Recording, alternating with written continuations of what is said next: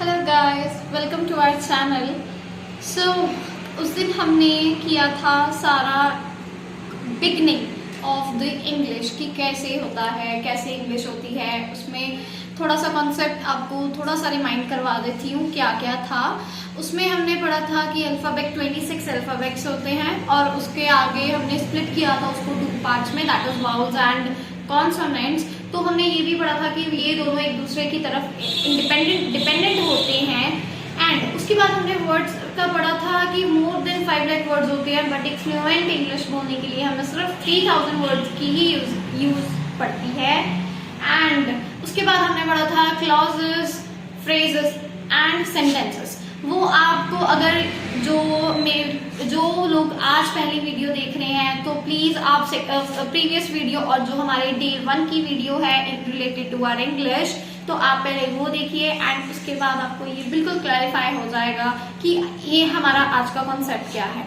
So today's our topic is parts of speech. क्या grammar में parts of speech बहुत ज्यादा इंपॉर्टेंट रखते हैं कि नहीं रखते? आइए आज का टॉपिक ये है, हम जानते हैं कि कैसे ये बहुत रोल अपना प्ले करते हैं एक इंग्लिश को प्रॉपर सेंटेंस बनाने में। और कैसे हम सबसे पहले ये देखते हैं कि हमें वर्ड्स तो आते होते हैं कि है ना, जैसे पिल्लो है और भी बहुत सारे वर्ड्स हैं, और भी बहुत सारे वर्ड्स होते हैं जैसे पिल्लो है, chair, bike, there are many other words which we use regular in our life। तो उसको सही पोजीशन पे कैसे रखना है? देखिए, छोटे सेंटेंसेस तो हर कोई बना लेता है, but the main thing is कि अगर आप इंग्लिश सीख रहे हो तो आपको लॉन्ग सेंटेंसेस कैसे बनाने आने चाहिए। So why parts of speech is important in our English? So it helps to make grammatically correct sentence. जो हम ग्रामर में जो चीज करते हैं, लिखते हैं, उसमें करेक्ट सेंटेंस बनाने की, फॉर एग्जाम्पल पोजीशनिंग करने की।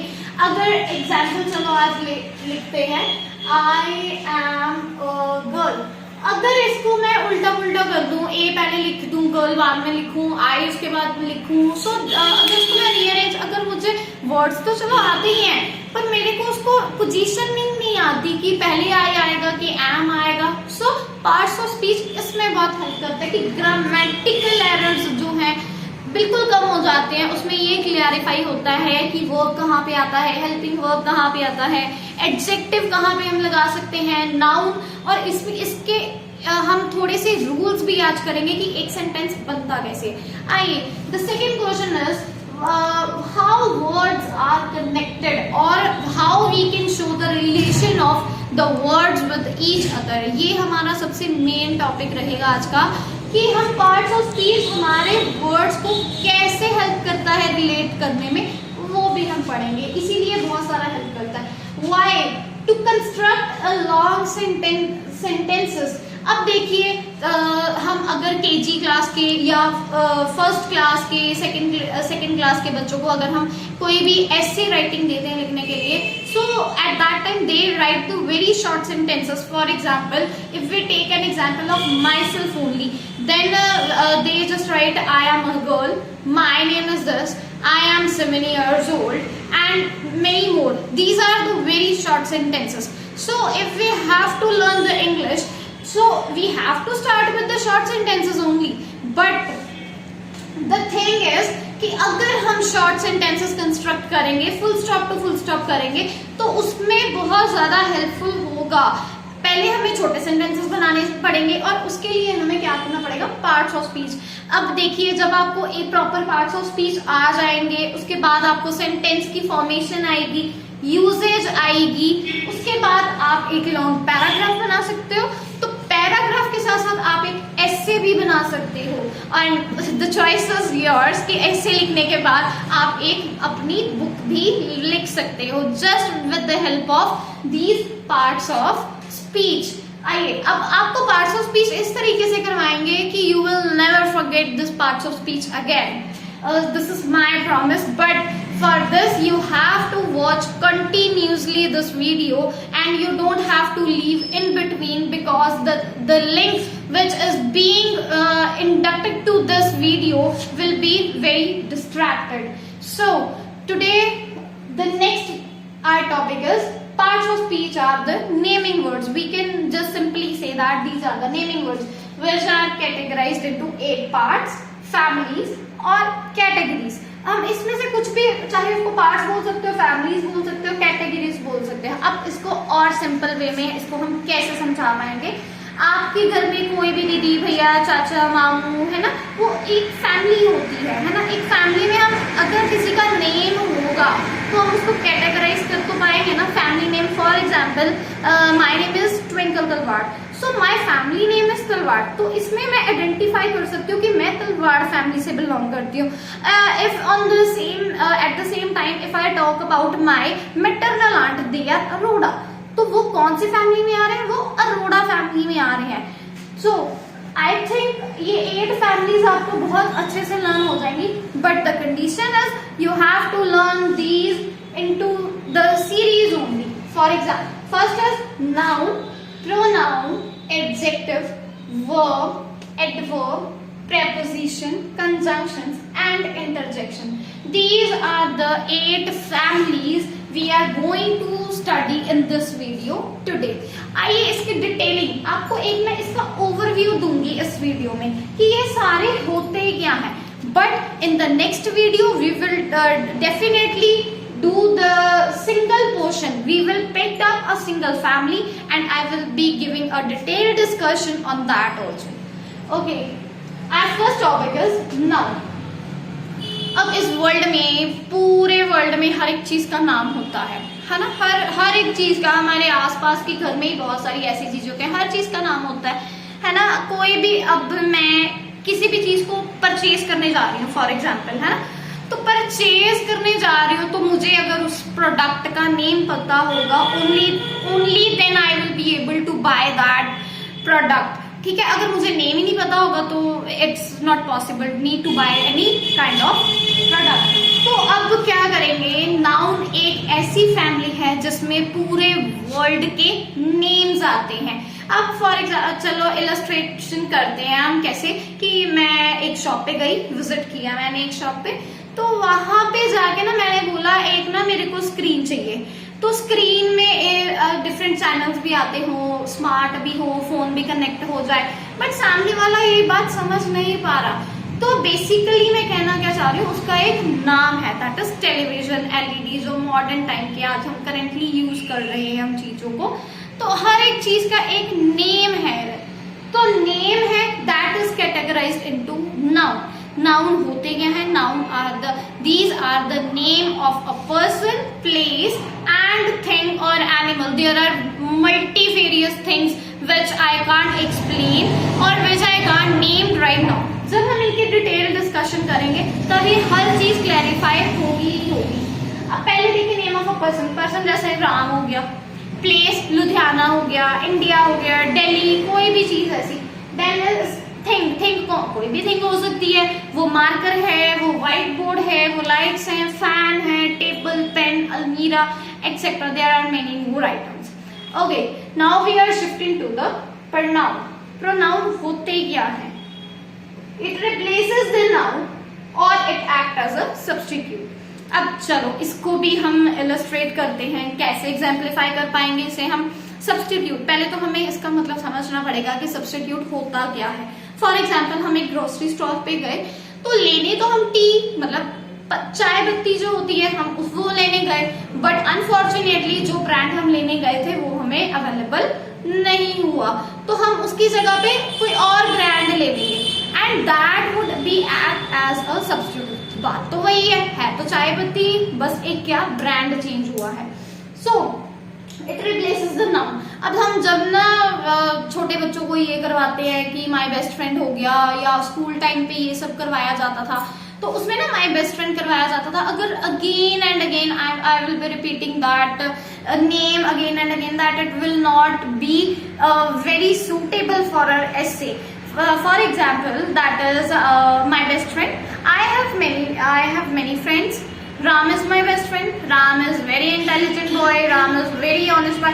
Again and again I am using the Ram, but that is not accurate according to our English. So if I have to replace this Ram, so I will be replacing that Ram by using he in the sentence, because Ram is a male. So I have to use of Ram. That by this our essay would be very attractive.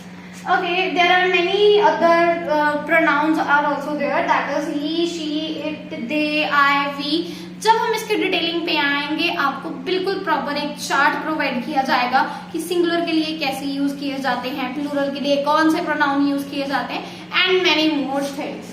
Okay, next come here is adjectives. Adjectives होते क्या है? Adjectives basically होते हैं हमारे विशेषण जो विशेषता बताते हैं. पर विशेषता किसकी बता रहे हैं?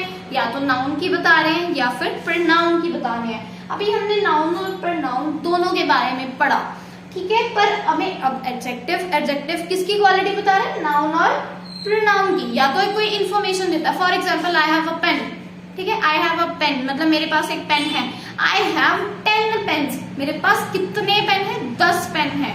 तो वो उसकी क्वालिटी बता रहा है कि 10 pens I have. Okay, I have a car, I have a red car. कैसी कार है? रेड कार है. ये एडजेक्टिव एक ऐसा टॉपिक होता है जो सिर्फ नाउन और प्रोनाउन की ही आइडेंटिफिकेशन देता है, इंफॉर्मेशन देता है कि वो कैसा है, वो चीज कैसी है, उसको थोड़ा और अट्रैक्टिव बनाने के लिए. यहाँ पे हमने पहले एक एग्जांपल लिखी थी, आई एम अ गर्ल. तो आई एम अ गर्ल को अगर मैं लिख दूं आई एम अ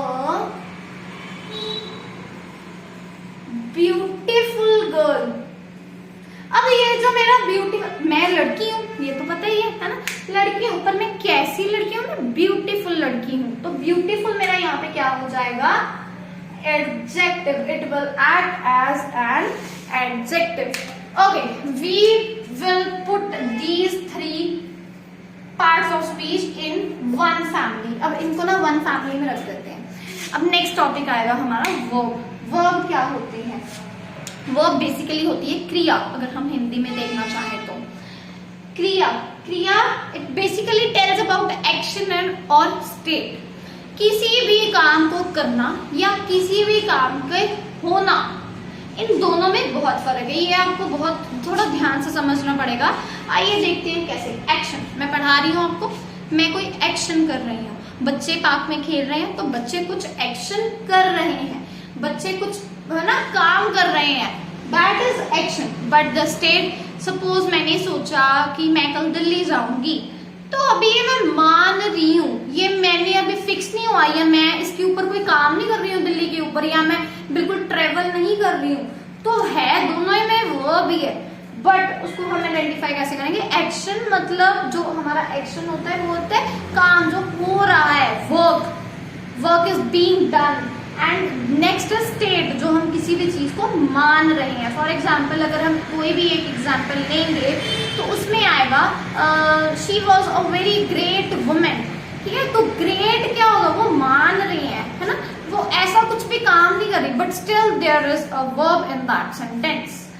ओके, वर्ब के लिए इतना ही है. बाकी उसके आगे हम जब हम इन सबकी डिटेलिंग करेंगे तो इसके आगे आइडेंटिफिकेशन, पार्ट्स, टाइप्स, सब कुछ क्लैरिफाई होता जाएगा साथ साथ में.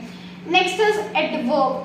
एडवर्ब बेसिकली है तो वही एड मतलब कुछ ऐड कर रहे हैं, अब उसमें और कुछ भी मिला रहे हैं. कैसे मिला रहे हैं? अब देखिए, एडवर्ब, वर्ब, एडजेक्टिव और another verb. It also tells the quality. अब आपके माइंड में ये क्वेश्चन आना ही चाहिए, बिल्कुल आना चाहिए कि एडजेक्टिव और एडवर्ब में फिर डिफरेंस क्या हुआ?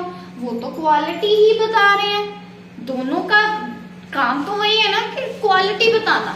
बट एडजेक्टिव क्या क्वालिटी बता रहा है? वो सिर्फ नाउन और प्रोनाउन की ही एडजेक्टिव क्वालिटी बता रहा है. सॉरी. तो आगे ये जो एडवर्ब है वो किस किस की क्वालिटी बता रहा है?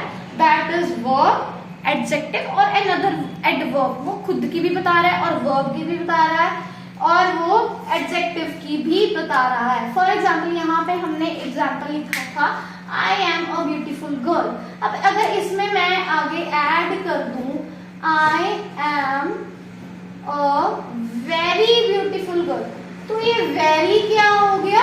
हमारा एडवर्ब हो गया, क्योंकि वो क्वालिटी और एनहांस कर रहा है कि कितनी सुंदर है वेरी. तो एडजेक्टिव की क्वालिटी तो बताई है उसमें. So these are the adverbs. Our next topic would be prepositions. Prepositions क्या होती हैं? Prepositions are the basically prepositions. Preposition, किसकी प्रीपोजिशन होती है? नाउन और प्रोनाउन की प्रीपोजिशनिंग ही होती है इसमें।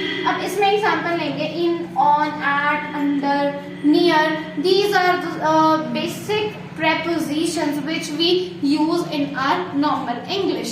तो इनका मतलब अंदर होना, on किसी चीज के ऊपर बैठना, the cat is sitting on the table।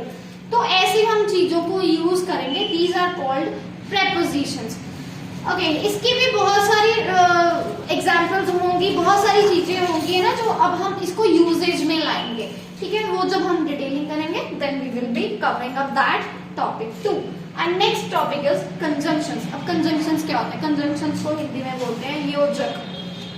अब योजक क्या होते हैं? These are the joining words in a sentence. ये बिल्कुल एक ज्वाइनिंग वर्ड्स होते हैं। ज्वाइनिंग मतलब किसी चीज को जोड़ना। अब हम किसी भी सेंटेंस को कैसे जोड़ेंगे? स्कूल टाइम में ना पेरेंट्स भी एक एप्लीकेशन लिख देते थे छोटे बच्चों की, that is the principal, ABCD school, Ludhiana, and dear respected ma'am, whatever they used to write। and वो सेंटेंस स्टार्ट कैसे करते थे? I am ill so I cannot come to school। उन्होंने एक बीच में पॉज लिया so का। वो जो so है वो कनेक्ट कर रहा है दो सेंटेंसेस को। कैसे? I am ill एक सेपरेट सेंटेंस है, कैसे? मैं बीमार हूँ, बिल्कुल एक सेंटेंस भी बन रहा है और इसका मीनिंग भी बन रहा है। so इसलिए हमने यहाँ पे एक पॉज लिया। मैं स्कूल नहीं आ सकता, ये भी एक सेंटेंस है और इसका डिफरेंट मीनिंग बन रहा है। तो जो बीच में हमने सो लगाया दैट इज कॉल्ड कंजंक्शन। ये एक joining, it also act as a connector. It also acts as connector in a sentence. एक सेंटेंस में कैसे हेल्प कर रहा है? कनेक्ट। कोई भी दो इंडिपेंडेंट सेंटेंसेस को ये ज्वाइन करने में हेल्प करते हैं। इसको भी सीखने का बहुत ही इंटरेस्टिंग और बहुत ही इजी वे है, जो जिससे आपको ये याद करने की जरूरत भी नहीं पड़ेगी, जिस तरीके से आपको ये सब कुछ समझाया जा रहा है। That is next our topic will be interjection. It express the feelings in a sentence. अब कोई भी फीलिंग है, फॉर एग्जाम्पल ना, हम किसी भी मैरिज पे गए तो वहां पे जो ब्राइड ग्रूम है और ब्राइड है उन्होंने बहुत अच्छी ड्रेस पहनी है, तो हम क्या बोल देते हैं? सिंपली से क्या बोलते हैं? वाओ, कितनी अच्छी ड्रेस है। वो जो वाओ आया है ना बीच में, जो एक पॉज आया है, दैट एक्सप्रेसेस आवर इंटरजेक्शन। और इंटरजेक्शन का बेसिकली साइन होता है दिस। ये एक साइन होता है इंटरजेक्शन का, जो कि हमें ये साफ बता देता है कि यस, ये इंटरजेक्शन ही है। इंटरजेक्शन की बहुत सारी इलस्ट्रेशन है, for example hurrah, wow, oh my God. These are the some of the interjection which we use in our most of the normal sentences. Okay, so with this interjection at last we have completed our parts of speech. Parts of speech, this was an overview only. Okay, we will do these parts of speech in detail. That will be in the next coming videos, so you have to watch these videos continuously. And one thing more, please don't forget to subscribe our channel. Thanks for watching our video. Thank you everyone.